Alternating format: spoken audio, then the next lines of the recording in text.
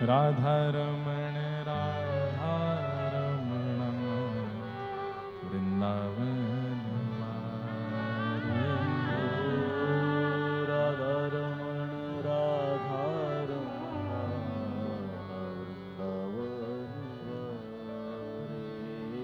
वृंदावन वारे प्यारे रमण बिहारी।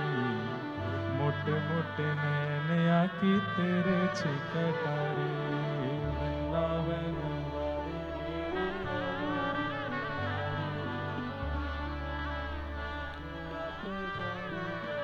देखो हमारे संग वालों को याद नहीं है, हमारे सब वैष्णवों को याद है। ले अरे राधा रमण जी और गिरधर लाल जी एक संग है। अब आपको तो नहीं दिखेंगे, दो भुजा से राधा रमण जी और दो भुजा से गिरधर लाल हैं। वाह, महाराज जी को दर्शन कराओ। लाला महाराज जी जहां विराज रहे हो इनके दर्शन करा के ले, बहुत सुंदर।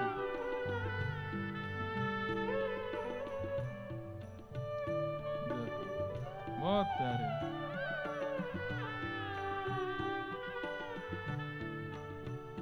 ओ वृंदावन वारे प्यारे रमण बिहारी। मोटे मोटे नैन आँखी तेरे छिकटारे। वृंदावन वारे मोटे मोटे नैन आँखी तेरे छिकटारे। ओ मत जइयो हाँ मत जइयो, मत जइयो, ओ मत जइयो, हाँ मत जइयो, मत जइयो। जादू करे गो बिहारी। वृंदावन वारे प्यारे रमण बिहारी।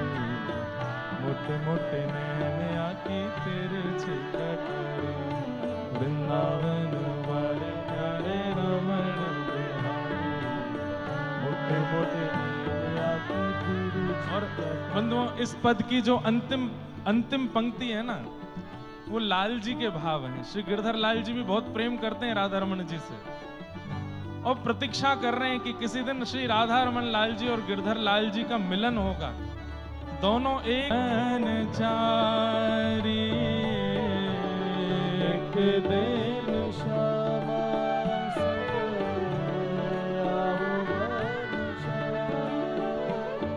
ओ एक दिन श्यामा संग आओ वन चारी। एक दिन श्यामा संग आओ वन चारी। क्यों?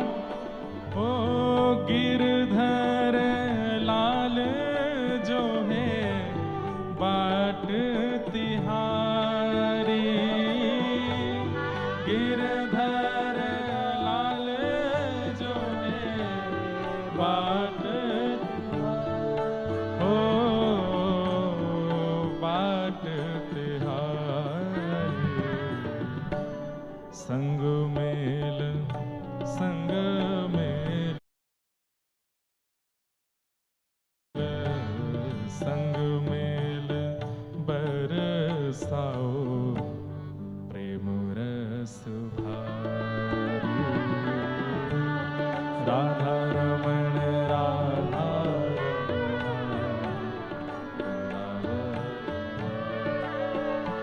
ओ राधा रमण राधा रमण वृंदावन वारे।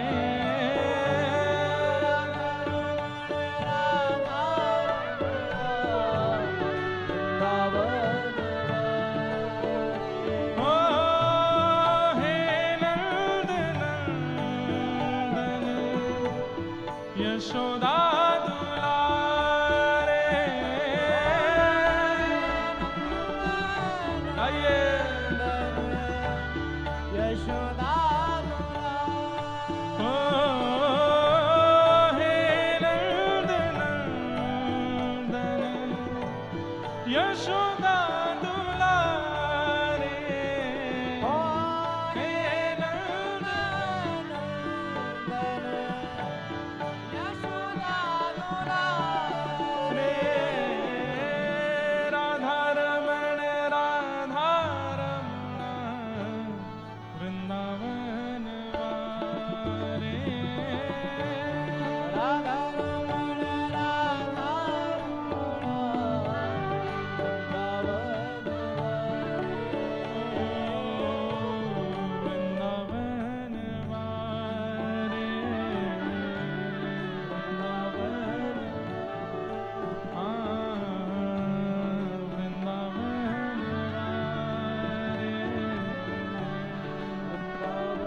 राधा रमण लाल की। ऐसे प्यारे राधा रमन लाल जी को बारंबार प्रणाम करते हैं, बारंबार वंदन करते हैं। श्री परमानंद दास जी का पावन चरित्र हम लोग श्रवण कर रहे थे, उसी चरित्र को आगे बढ़ाते हुए क्रम में प्रवेश करेंगे। और आज अष्ट सखाओं की वार्ता यहाँ विश्राम होगी।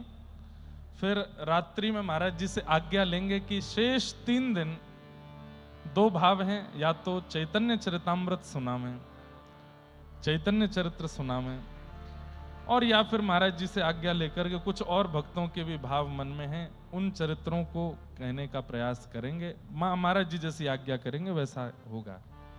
तो परमानंद दास जी का कल हम लोग श्रवण कर रहे थे कि उनको श्रीमद् वल्लभाचार्य प्रभु ने ब्रह्म संबंध दिया और आपने नंदोत्सव का पद गाया।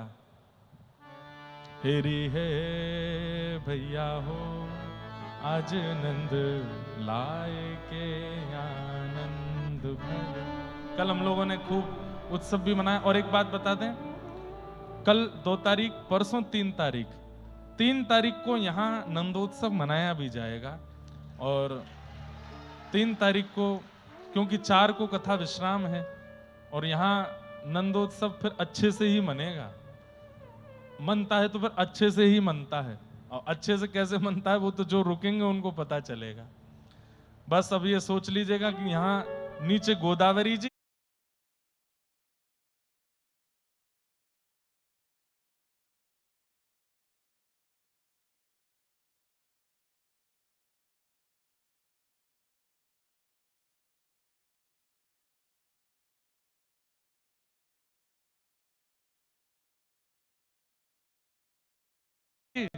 बह रही होंगी और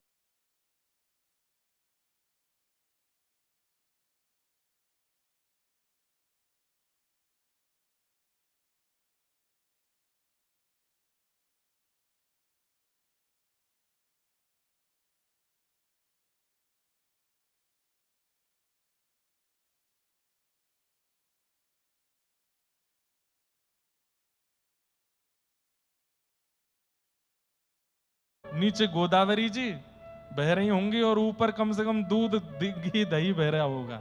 इतना यहाँ पे आनंद होता है।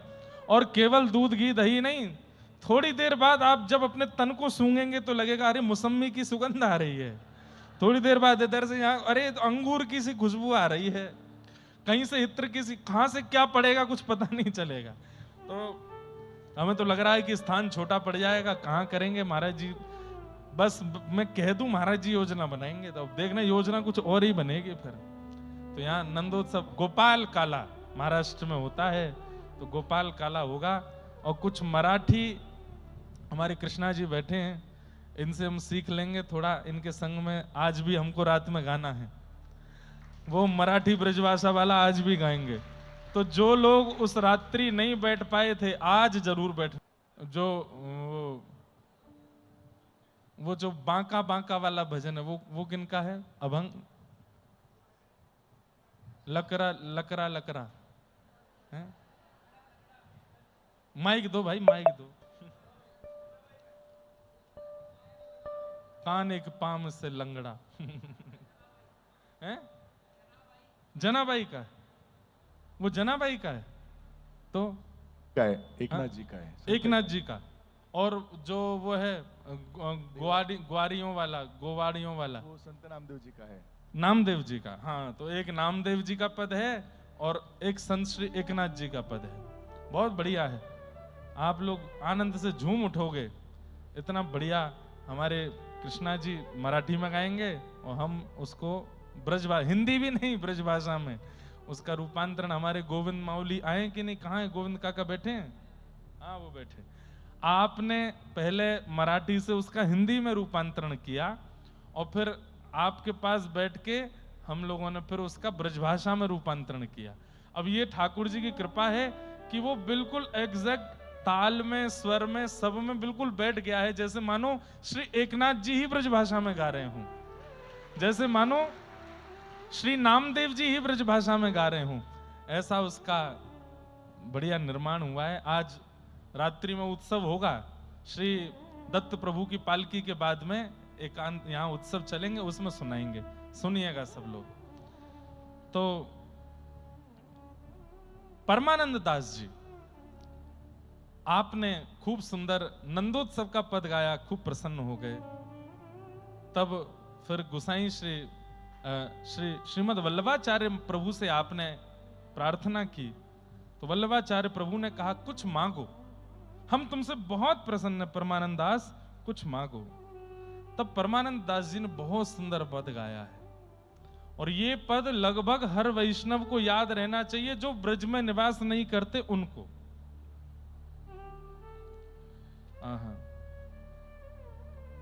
बहुत सुंदर पद है। परमानंद दास जी क्या मांग रहे हैं? नंदोत्सव की बधाई में मांग रहे हैं।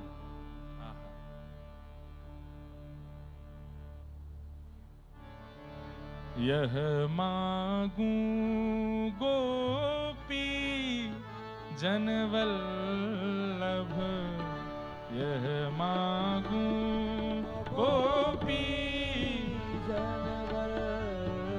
सब गाओ। यह मांगू गोपी जनवल्लभ,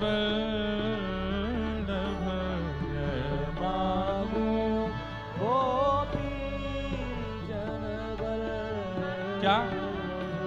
मानुष जन्म और हरि सेवा, मानुष जन्म और हरि सेवा। बंधुओं, जैसे आप अपने घर पूर्णिमा का उत्सव करते हो, एकादशी का उत्सव करते हो, रामनवमी का, जन्माष्टमी का, सीता नवमी का, आचार्य उत्सव, जो भी उत्सव करते हो, पूरा उत्सव कर लीजिए।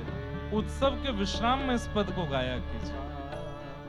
उत्सव के विश्राम में प्रार्थना करते हुए याचना करो कि हमें आपसे बस इस उत्सव की बधाई में यही चाहिए। मानुष जन्म और हरि सेवा, मानुष जन्म और हरि सेवा। ब्रजवसी वो दीजे मोहे सुलभ, ब्रजवसी वो दीजे मोहे सुलभ। यह मांगू गोपी जनवल्लभ, यह मांगू गोपी जनवल्लभ, यह मांगू जनवल्लभ। श्री वल्लभ कुल को हो चेरो, श्री वल्लभ कुल को हो चेरो, श्री वल्लभ कुल को हो चेरो, श्री वल्लभ कुल को हो चेरो। वल्लभ कुल को हो चेरो, वल्लभ कुल हो चेरो। वैष्णव जन को दास कहाँ, वैष्णव जन को दास कहाँ। ओ यह मांगू गोपी जनवल्लभ, यह मांगू गोपी जनवल्लभ। और क्या चाहिए? श्री यमुना जल नित प्रतिन्हाऊं, श्री यमुना जल नित प्रतिन्हाऊं।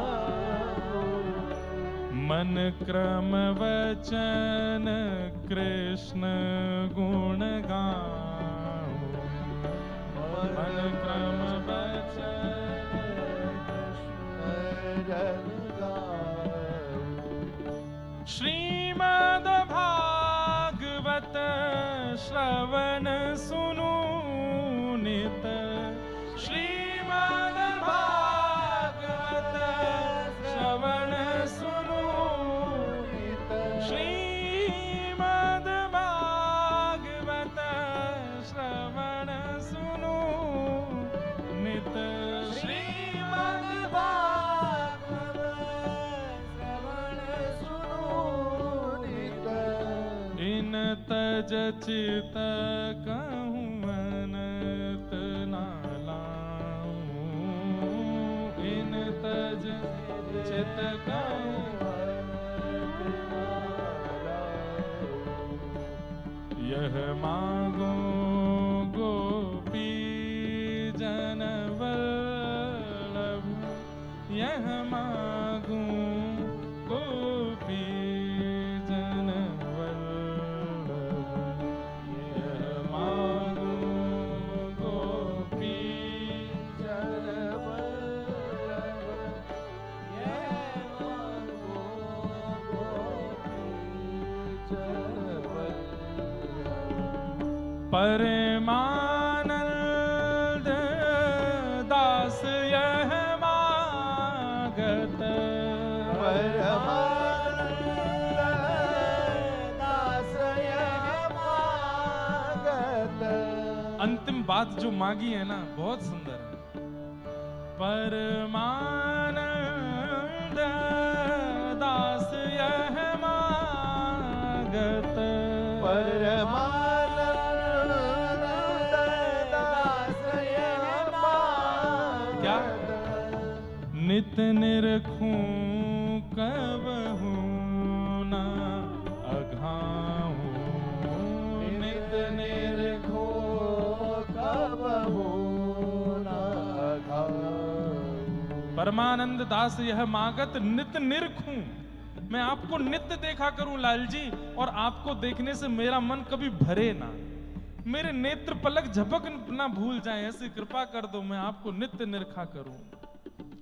हे परमानंद दास यह मागत, परमानंद दास यह मागत, परमानंद दास यह मागत, परमानंद दास यह मागत। नित निरखूं कबहू ना गाऊं, नित निरखूं कबहू ना गाऊं, नित निरखूं कबहू ना गाऊं, नित निरखूं कबहू ना गाऊं। यह मांगूं गोपी जन वल्लभ, यह मांगूं गोपी जन वल्लभ, यह मांगो गोपी जन वल्लभ, यह मांगो गोपी, यह मांगूं गोपी जन, हाँ यह मांगूं गोपी जन, हे यह मांगूं गोपी जन वल्लभ।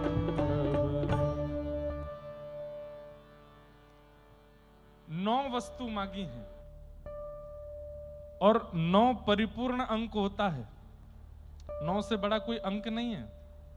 और इन 9 वस्तुओं में वो मांगा है श्री परमानंद दास जी ने, जो एक प्रेमी भक्त की इतनी ही याचना है, इससे ज्यादा कुछ चाहिए भी नहीं उसको। यहां बैठे जितने भी प्रेमी भक्त बैठे, इससे ज्यादा कोई कामना होगी नहीं। पहला क्या मांगा?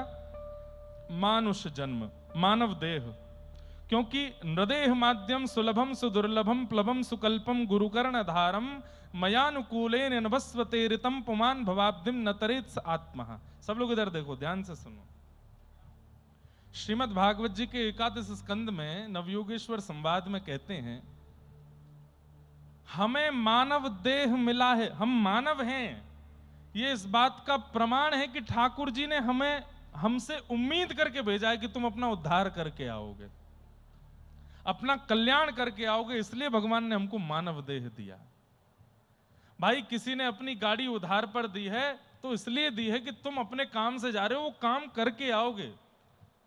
अब तुम गए गाड़ी लेकर के और गाड़ी को 4 जगह मार लाए, उसकी हेडलाइट तोड़ लाए, उसके जो है हम क्या कर रहे हैं, इस देह रूपी गाड़ी का सर्वनाश करके ले जाते हैं। इसमें दुनिया भर के रोग लगवा देते हैं, दुनिया भर के विषयों में संलिप्त कर देते हैं। ये रोग विषय क्या हैं? खूब सारे कांटे स्क्रैच लगा दिए हमने ठाकुर जी की गाड़ी पे। फिर इसमें सुंदर सुंदर यंत्र लगे थे, गाड़ी में यंत्र लगे होते हैं, ट्रैफिक कॉर्ड लगा है, सुंदर लाइट लगी हुई है, बढ़िया बढ़िया सब हमने सब तोड़ फोड़ मचा दिया, मन बुद्धि सबको विकार युक्त कर दिया। इतना मतलब गाड़ी को कीचड़ में घुमा रहे हैं, ब्रेकरों पे उछाल रहे हैं, जहां नहीं ले जाना चाहिए वहां भी गाड़ी को घुमा रहे हैं, तो गाड़ी की स्थिति कैसी हो जाएगी? हमारी वही स्थिति हो रही है। ठाकुर जी ने देह दिया कि चलो जाओ, इसके भीतर अपनी आत्मा को ले जाकर के पृथ्वी पर जाके अपना उद्धार करके आओ, कल्याण करके आओ। लेकिन हम लौट आकर के जब गाड़ी लेके जाते हैं तो ठाकुर जी कहते हैं, अरे राम राम राम, ये क्या किया तेने? सर्वनाश कर लाए हो इसका, इससे विषय भुगवाए तुमने, उल्टा सीधा इससे क्या कहते हैं, जीव जंतुओं को खा करके आए हो, इस शरीर से मदिरा पान करके आए हो, छल कपट ईर्षा द्वेष अभिनिवेश अहंता ममता ये सब संसार में करके आए हो तुम। गंगा स्नान कराया था इस शरीर को ना, वो तो नहीं करा पाए, क्यों? काले हो जाएंगे हम, कैसे नवा दें? तब ठाकुर जी दंड के रूप में कि देह मिला, अवसर मिला, समय मिला, सब कुछ मिला, फिर भी तुम अपना कल्याण नहीं कर पाए, जाओ नरक में। और यमराज जी से कहते हैं कि इसको इतनी यातनाएं दो कि तब हम भगवान श्री कृष्ण कहते हैं इस संसार में सबसे ज्यादा दुर्गम यदि कुछ है, सबसे ज्यादा मुश्किल यदि कुछ है, तो वो मानव देह प्राप्त करना। ये मानव देह मिलता नहीं है। आज मैं और आप, हम सब जो बैठे हैं ना, हमने लाखों लाखों वर्ष भगवान से प्रार्थना की होगी। कभी हम गिरगिट बने होंगे, कभी हम छिपकली बने होंगे, कभी हम चेंटी बने होंगे, कभी हम कॉकरोच बने होंगे, कभी हम मछली बने होंगे, कभी हम हाथी बने होंगे, कभी घोड़ा बने होंगे। और हर योनि के बाद ठाकुर जी से जाके कहा होगा, एक बार मानव बना के तो देखिए मुझे, एक बार भेजिए तो सही पृथ्वी पर, मुझसे एक बार उम्मीद तो रखो। तब ठाकुर जी कहते, नहीं जा, एक बार और जा। अब क्या बना के? वेल मछली बन के जा, तू समुद्र में डोलना खूब। 84 लाख योनियों में ठाकुर जी दौलाते रहते हैं। और जब अनेक प्रयास करने पर, अनेक मृत्यु हो जाने के बाद जब हम ठाकुर जी से कहते हैं एक बार बना तो दीजिए मानव, तब अंत में ठाकुर जी कहते हैं ठीक है, लोन में, ऋण में तुमको ये शरीर दे रहा हूं। इसका लोन भरा कैसे जाएगा? बोले हर महीने भगवान नाम स्मरण करने से लोन चुकेगा। महीने 2 महीने में पावन तीर्थ धामों का गमन करने से, वहां मंदिरों का दर्शन करने से लोन चुकेगा। आचार्यों की, गुरुजनों की वाणी सुनकर के पालन करने से लोन चुकेगा। माथे पर उर्ध्वपुंड धारण करने से, एकादशी व्रत करने से लोन चुका जाएगा। और जो इन वैष्णव क्रियाओं को करता रहेगा, भगवान नाम उच्चारण करते हुए जीवन यापन करेगा, उसका लोन चुकता चला जाएगा। ठाकुर जी बोले, और फिर हम इतने दयालु हैं कि जब व्यक्ति अच्छा खासा समय भक्ति भजन में निकाल देता है, 35, 40, 50 वर्ष हो गए भजन करते करते, और उसके बाद जब वो प्राण त्यागता है, तो उसका जो ऋण शेष रह जाता है उसको हम माफ कर देते हैं। और उसको फिर उसका ऋण जो बचा हुआ कुछ लोन रहता है उसको माफ करके फिर हम उसको अपने निज परिकर में स्थान दे देते हैं। निज परिकर में स्थान मतलब ठाकुर जी फिर अपने निज परिकर में रखते हैं। और फिर जब ठाकुर जी आएंगे पृथ्वी पर, तो अपने परिकर के रूप में हमको संग लेकर के आएंगे। जैसे नंद बाबा आई, यशोदा जी आए, श्री दामा, तन सुखा, मन सुखा, धन सुखा, रोहिणी मैया, भगवान कृष्ण के अवतरण पर जितने भी आए सब भगवान का परिकर। एक भी कैरेक्टर नया नहीं होता, सब वैकुंठ से ही आते हैं भगवान की लीला में। तो मानव देह प्राप्त हुआ है, इसका मतलब ठाकुर जी ने हमसे उम्मीद रखी है कि तुम अपना कल्याण करके आओगे। लेकिन हम यहां आकर के जब अपने कल्याण की बात नहीं सोचते, तो ठाकुर जी बहुत दुखी होते हैं। अपना कल्याण नहीं कर पा रहा है, क्यों अनुष्ठान कर रहे हैं, क्यों अग्निहोत्र धारण कर रहे हैं, क्यों मंत्र दीक्षा ले रहे हैं, क्यों इतने नियम। आज हमने अपने सुबह शिष्यों को कितने नियम बता दिए, बाद में मैं खुद ही डर रहा था पता नहीं कर पाएंगे कि नहीं, पर मन में आया कि अभी तो और भी बताने हैं, ये तो थोड़े ही बताए हैं, पर सब करेंगे। क्यों? सीधी बात, उद्देश्य क्या है? भगवत प्राप्ति। उद्देश्य क्या है? गिरधर लाल जी की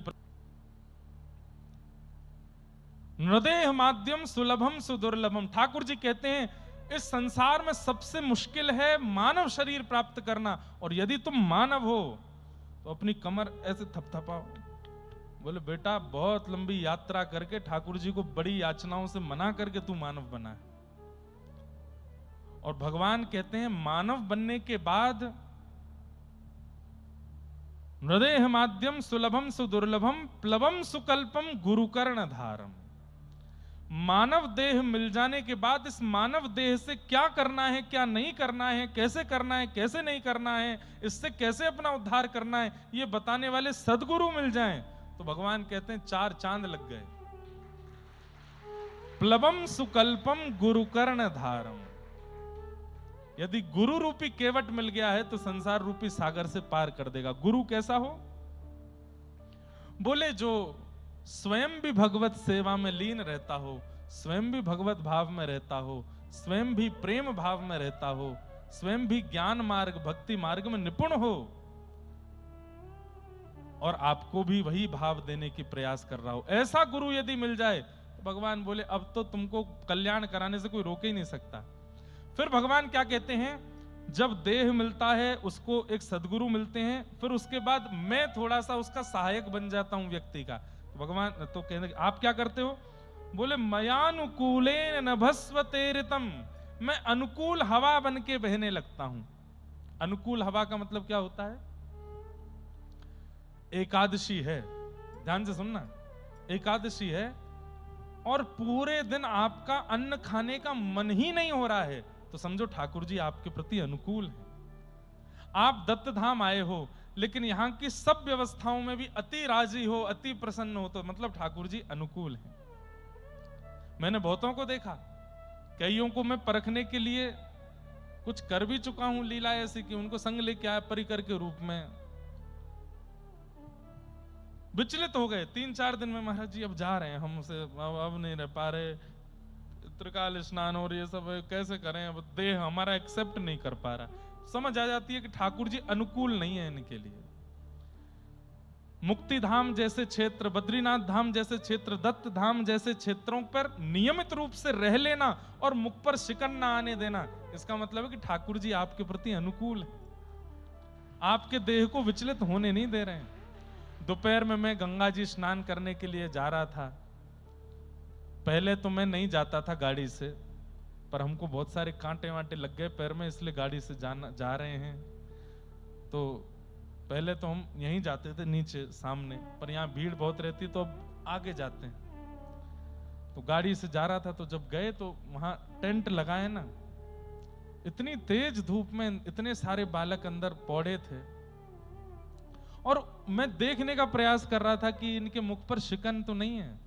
वो सब बड़े प्रसन्न, खेल रहे हैं, कूद रहे हैं, आनंद कर रहे हैं, हंस रहे हैं, और 2-4 तो होंगे थोड़े से परेशान भी, लेकिन लगभग ज्यादातर प्रसन्न थे। इसका मतलब क्या है? ठाकुर जी आपके प्रति अनुकूल हैं, ठाकुर जी को अनुकूलता है, ठाकुर जी को इस पर कोई कष्ट, आपको कष्ट नहीं हो रहा है धाम में आके, भक्ति में आके, तप में आके, तो समझो ठाकुर जी अनुकूल हैं। अब बद्रीनाथ की भीषण ठंड में जाकर के हम सोचते हैं यार यहाँ कोई तपस्या कैसे कर लेता होगा। जिसके प्रति ठाकुर जी अनुकूल रहते हैं वो कर लेता है, और जिसके प्रतिकूल हैं वो वापस लौट जाता है। वृंदावन जाकर के भी छोटी गलियां दिखाई दी, गंदगी दिखाई दी, ब्रजवासियों का लड़पन दिखाई दिया, तो समझो ठाकुर जी प्रतिकूल हैं। लेकिन वृंदावन जाकर के भी छोटी गलियां, ब्रजवासियों का व्यवहार और जो कुछ भी था वो सब भी इतना भाया, इतना भाया, इतना भाया, तो समझो ठाकुर जी अनुकूल है। आपको दोष नहीं दिख रहा है, गुण ही गुण दिख रहे हैं, तो समझो ठाकुर जी आपके प्रति अनुकूल है। मयानुकूलेन नभस्वतेरितम पुमान भवाब्धिम न तरेत्स आत्मः। भगवान कहते हैं कि मानव देह मिला, सदगुरु मिले, मेरी कृपा अनुकूलता मिली, इन तीनों के मिलने के बाद भी वह व्यक्ति यदि जीते जी मेरी प्राप्ति नहीं कर पाया तो ऐसे व्यक्ति की शरीर में आत्मा जकड़ करके अपनी आत्महत्या कर लेती है। उस व्यक्ति की आत्महत्या मानी जाती है जो मानव देह प्राप्त करके भी मेरी प्राप्ति नहीं कर पाता, मेरा दर्शन नहीं कर पाता। मतलब बिना हरि दर्शन किए अगर हम संसार से चले गए वो वास्तविक आत्महत्या मानी जाएगी। हमने अपनी आत्मा को शरीर में घोट करके मार दिया। क्यों? इस आत्मा को कभी परमात्मा का दर्शन नहीं कराया, उनका अनुभव नहीं कराया। इसलिए नित्य प्रति चाहे आप धन कमाइए, खूब धन कमाओ, मेरे सबरे भाई बहन जितने यहां बैठे खूब धन कमाओ, और इतना धन कमाओ, इतना धन कमाओ, इतना धन कमाओ कि एक समय आने पर 2 मिनट में सब छोड़ छाड़ करके आ जाओ हमारे संग भक्ति पथ में चलना, सब कथाओं में। और जो धन कमाया है उससे आगे के जीवन में केवल भजन में लगाइएगा उसको। अभी युवा हैं, ज्यादातर सब युवा बैठे हैं, किसी की 20 वर्ष उम्र है, 25 वर्ष उम्र है, 30 वर्ष उम्र है, 45 वर्ष तक तो धुआंधार कमाओ, 50 मान लो, चलो 50 तक कमाओ, और उसके बाद यहीं हो लेना संग में। आप 50 के हो गए तो मैं ज्यादा बड़ा थोड़ी हूं, 8 साल बड़ा हूं आपसे, जो 20 के हैं उनसे, तो हम भी 60 के हो जाएंगे, और संग में ही खूब भजन करेंगे, कीर्तन करेंगे, कथा सुनेंगे, एकनिष्ठ होकर के आनंद करेंगे।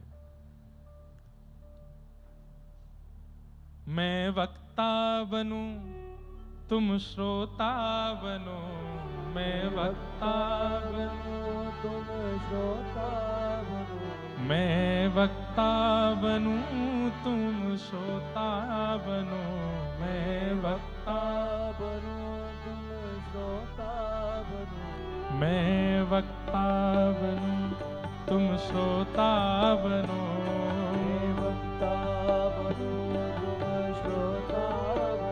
हो भागवत में मिलेंगे ओ मोहना, भागवत में मिलेंगे ओ मोहना, भागवत में मिलेंगे ओ मोहना, भागवत में मिलेंगे ओ मोहना, हो तेरे संग में रहेंगे ओ मोहना, तेरे संग में रहेंगे ओ मोहना, ओ तुम्हें कभी ना छोड़ेंगे ओ मोहना, तुम्हें कभी ना छोड़ेंगे ओ मोहना। फ्यूचर प्लान्स बनाइए अपने, टारगेट रखो, इतनी कमाई करनी है, और फिर क्या करना है? हो गिरिराज वास में पाऊं, व्रज तज कहीं अनंत न जाऊं, हाँ गिरिराज वास में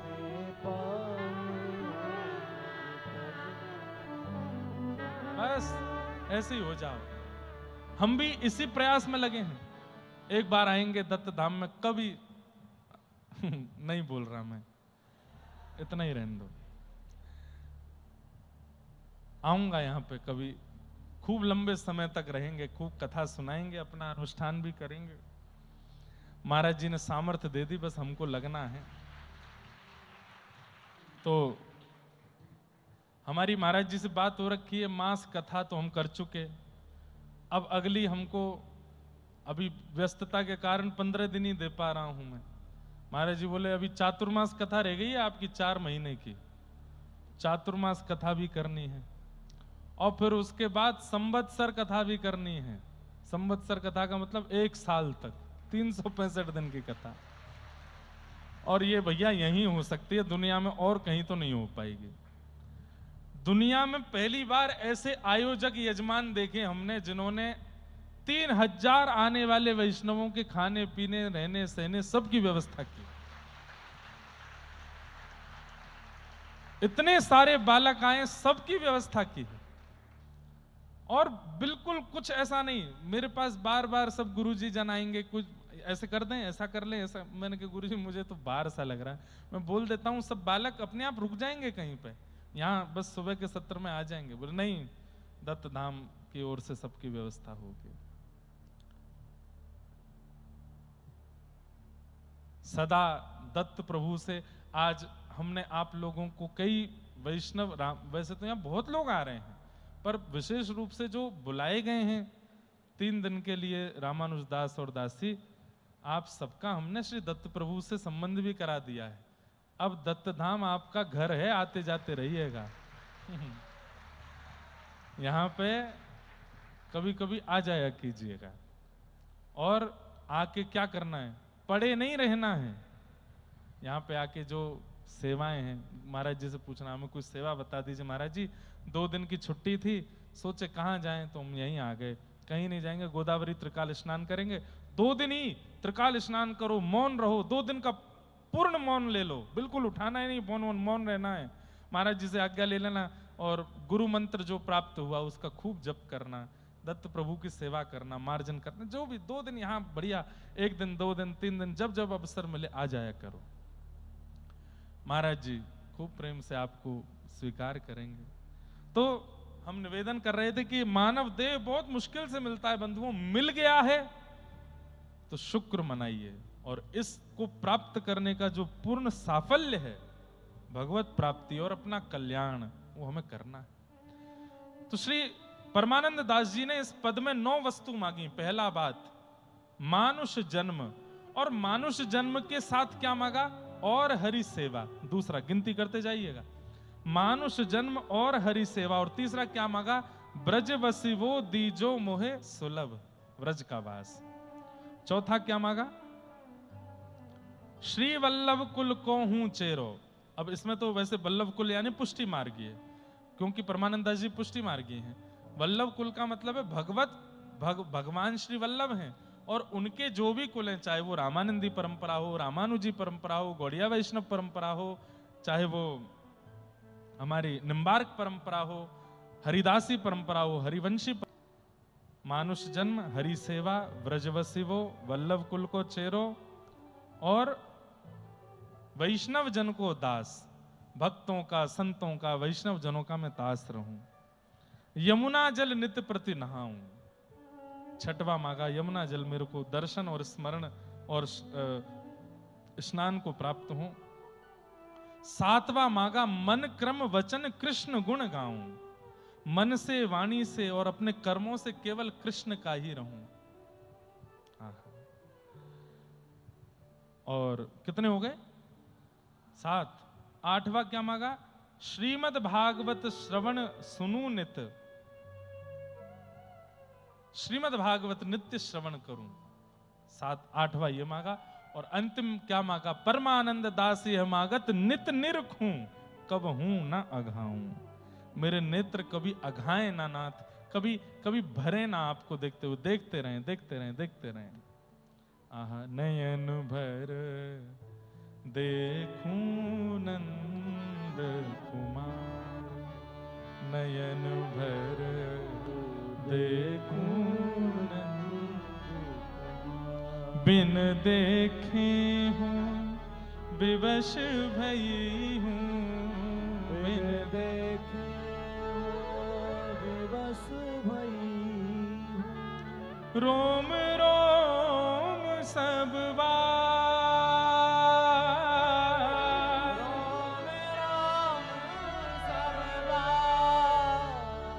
नयन भर देखूं नंद कुमार, नयन भर देखूं। आहा, आपने जब ये मांगा कि हे ठाकुर जी मुझे ये दे दीजिए, तब वल्लभाचार्य महाप्रभु ने कहा, चलो परमानंद दास अब तुम्हें व्रज ले चलते हैं। और श्री परमानंद दास जी अपने गुरुदेव वल्लभाचार्य जी के साथ व्रजमंडल जा रहे हैं। रास्ते में कन्नौज पड़ा, जो इनकी जन्मभूमि थी। कन्नौज के आते ही आपके मन में एक इच्छा प्रकट हो गई कि जन्मभूमि है, एक बार एक रात्रि का यदि अवसर मिले तो महाप्रभु जी यहां विराजे। और आपने मन में सोचा ही था, तो महाप्रभु जी ने कह दिया, अरे ये तो कन्नौज परमानंद दास की जन्मभूमि है। परमानंद दास जी बोले, जी गुरुदेव। बोले तो फिर आज रात यहीं रुकते हैं, चलो। और आप अपने घर गुरुदेव को ले गए। और वहां खूब आपके परिवारीजन, इष्ट मित्र जन सब ने आकर के महाप्रभु जी का दर्शन किया। तत्पश्चात प्रसाद आदि पाने के बाद आपसे महाप्रभु जी ने कहा कुछ पद सुनाओ। तो पता नहीं कैसे श्री परमानंद दास जी के चित्त में विरह का पद आ गया और आपने श्री विरह का पद गाया। हरि तेरी लीला के सुधियावे,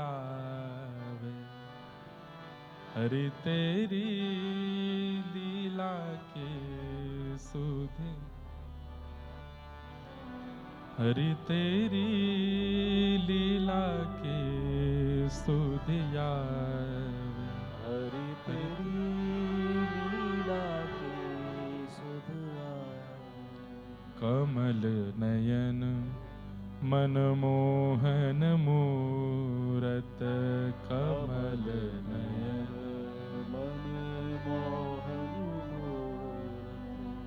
मन मन चित्र बनावे,